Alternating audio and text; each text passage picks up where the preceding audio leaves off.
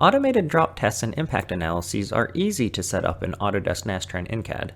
In this video, we'll investigate how to analyze the dropping of a shelf onto the floor. To simplify the analysis, we will leverage different element types. The floor will be a shell element, and the shelf a standard solid element type. Defining a new analysis, we will choose Impact Analysis and define the materials.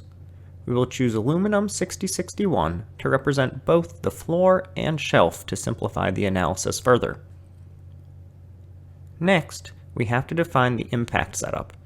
We can select the part which will be the projectile, in this case the shelf, input the path the projectile will follow based off of a sketch line, and then input the velocity and acceleration.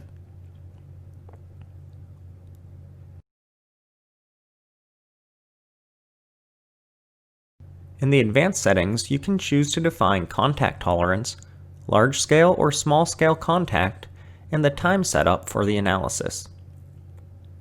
In this case, like most, the default settings will work fine. With everything defined, we can run the model and quickly get into the results.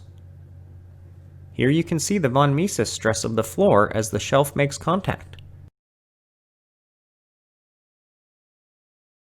Changing the results to displacement, we can animate the dropping of the shelf to give a visual representation of the actual displacement.